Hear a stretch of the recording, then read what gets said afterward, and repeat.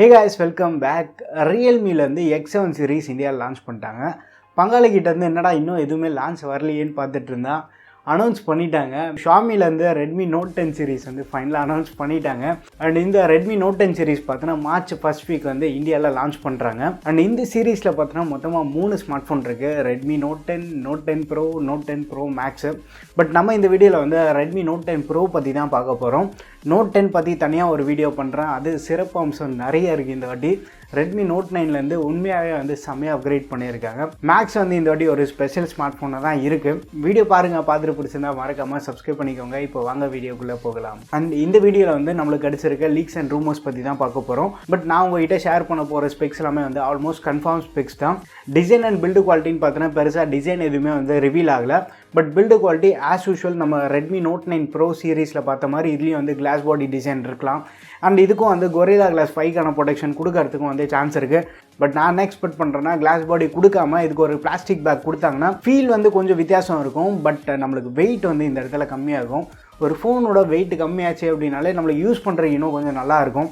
But அந்த மாதிரி Xiaomi இந்த Note 10 சீரிஸ் கொண்டு வந்தாங்கன்னா சூப்பராக இருக்கும். பட் ஷாமி காலகாலமாக வந்து கிளாஸ் பேக் தான் கொடுத்துட்ருக்காங்க. ஸோ இந்த ஸ்மார்ட் ஃபோனுக்கு வந்து கிளாஸ் பேக் நம்ம எக்ஸ்பெக்ட் பண்ணலாம். டிசைன் அண்ட் பில்டு பற்றி கன்ஃபார்ம்டு லீக் கிடச்சதுக்கப்புறமா நம்ம டெக் அப்டேட்ஸில் வந்து நான் உங்கள்கிட்ட ஷேர் பண்ணுறேன்.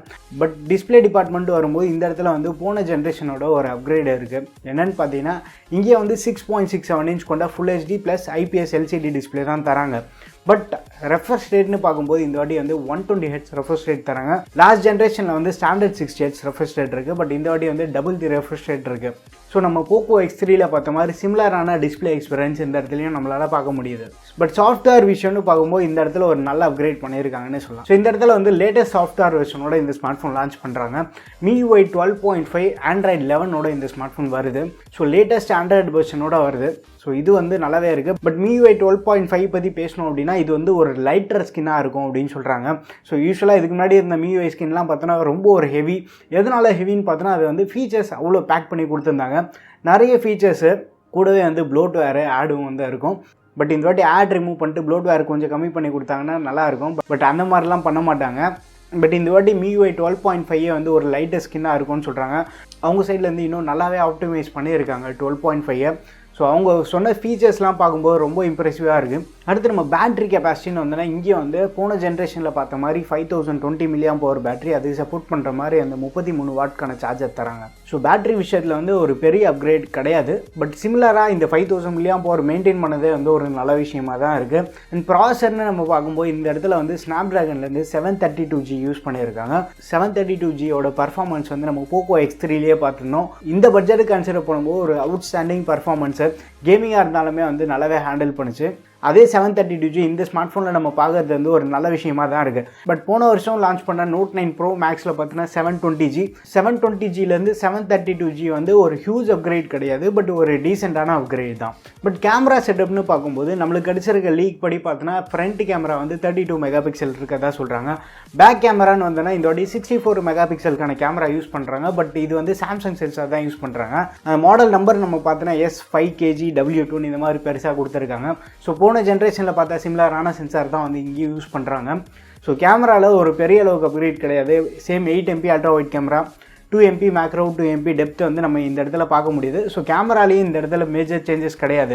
பட் இந்த Note 10 Pro நம்ம ஓவரால் ஸ்பெக்ஸ் வச்சு பார்க்கும்போது Note 9 Pro Maxக்கும் இதுக்கும் என்ன டிஃபரன்ஸ் இருக்குன்னு பார்த்தோன்னா ப்ராசர் வந்து அப்கிரேட் பண்ணுறாங்க. ப்ளஸ் டிஸ்பிளேக்கு வந்து ஹையர் ரெஃப்ரெஷ் ரேட் இந்த வாட்டி வருது. அண்ட் சாஃப்ட்வேர் வந்து லேட்டஸ்ட் சாஃப்ட்வேர் அப்டேட்டோட கொடுக்குறாங்க. இதெல்லாமே வந்து ஒரு டீசெண்டான அப்கிரேடாக இருக்குது. அண்ட் இந்த ஸ்மார்ட் ஃபோனோட ப்ரைஸ் கூட 15,000லேருந்து 18,000க்கு லான்ச் பண்ணுறதுக்கு நிறைய பாசிபிலிட்டி இருக்குது. ஸோ இப்போதைக்கு நம்ம 15,000 to 18,000 செக்மெண்ட்னு பார்த்தோன்னா Note 9 Pro Max இருக்குது. ஒரு நல்ல பேலன்ஸ்டான ஸ்மார்ட் ஃபோன். ஸோ அதுக்கு சக்ஸஸராக வந்து இந்த Note 10 Pro வந்து இன்னொரு நல்ல பேலன்ஸ்டான ஃபீல் தான் கொடுக்க போகுது. ஸோ ஓவரால் ஸ்பெசிஃபிகேஷன் பார்க்கும்போது பெரிய அளவுக்கு அப்கிரேட் இல்லைன்னா கூட இது வந்து கம்ப்ளீட்டாக ஒரு பேலன்ஸ்டு ஸ்மார்ட் ஃபோனாக தான் தெரியுது. ஸோ அண்ட் இந்த ஸ்மார்ட் ஃபோனுக்காக நம்ம கண்டிப்பாக வெயிட் பண்ணி பார்ப்போம். இன்னும் ரொம்ப நாள் கூட இல்லை, லெஸ் தென் 1 month தான் இருக்குது. அண்ட் மார்ச் ஃபர்ஸ்ட் வீக்கே வந்து இதை லான்ச் பண்ணுறாங்க. இப்போ நம்ம பார்த்தது வந்து Note 10 Pro தான். இதுக்கே வந்து ஒரு சக்ஸஸர் வெர்ஷன் இன்னொன்று இருக்குது. Note 10 Pro Max பார்த்தோன்னா இதுக்கு அப்படியே ஹியூஜான அப்கிரேடாகவே இருக்குது. 5G வேரியண்ட்டோட கொண்டு வராங்க. AMOLED டிஸ்பிளே இருக்குது. ப்ளஸ் அந்த 108 MP கேமரா. பட் இந்த மாதிரி ஸ்பெக்ஸ் எல்லாமே வந்து Note 10 Pro மேக்ஸில் நம்மளால் பார்க்க முடியுது. பட் இங்கே பெரிய ட்விஸ்ட் என்னன்னு பார்த்தோன்னா மீட் அண்ட் ஐயில் வந்து எல்சிடி டிஸ்பிளே தான் இருக்குது. பட் 10 Pro மேக்ஸில் வந்து OLED டிஸ்பிளே தராங்க.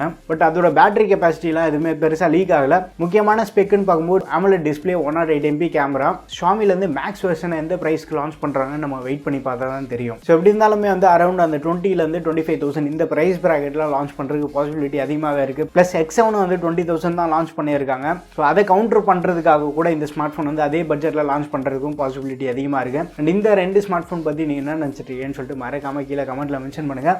வீடியோ பிடிச்சிருந்தா லைக் பண்ணுங்கள். இன்னும் நம்ம சேனலுக்கு நீங்கள் சப்ஸ்கிரைப் பண்ணலாம், மறக்காமல் சப்ஸ்கிரைப் பண்ணிக்கோங்க. அடுத்த ஒரு வீடியோவில் சந்திப்போம். பை.